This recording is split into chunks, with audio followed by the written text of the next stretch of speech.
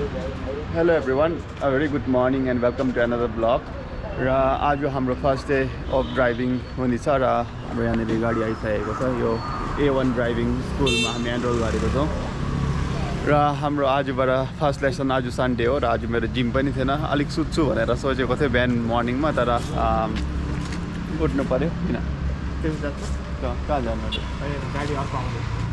दुईवटा हुन्छ र दुईवटा गाडी एउटा रहेछ र म यहाँनिर जाँदैछु। Good morning.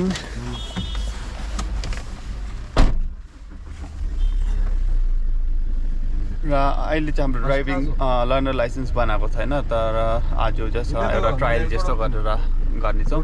अन्त भोलि मन्डेमा चाहिँ हाम्रो लर्नर लाइसेन्स बनाएर त्यहाँबाट चाहिँ हामी कन्टिन्यू फ्लो गरेर सिक्नेछौँ।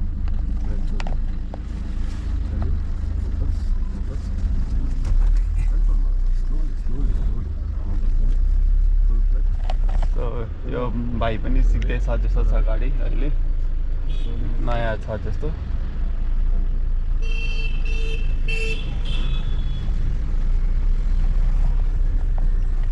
र प्रेम चाहिँ अर्को गाडीमा गयो किनभने अर्को गाडी पनि रहेछ, दुईवटा गाडी र म यसमा आएको छु। आज चाहिँ we will start from today right? We will start from today.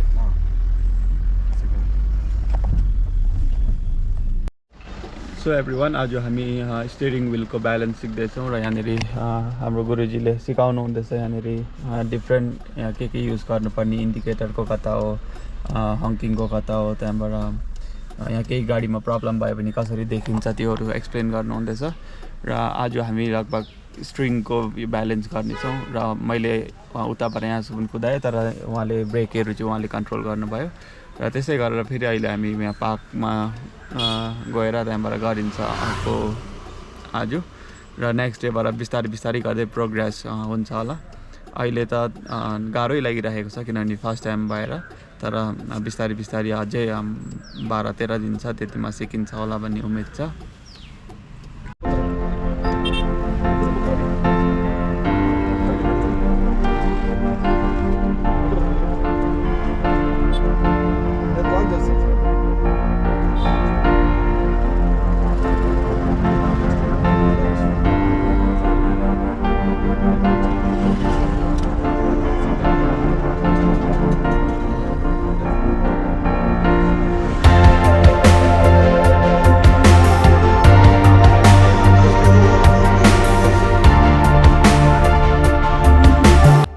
So everyone, हाम्रो आजको फर्स्ट डेको क्लास ओभर भइसकेको छ र आज कुदाएँ अलिअलि, तर निकै गाह्रो पऱ्यो।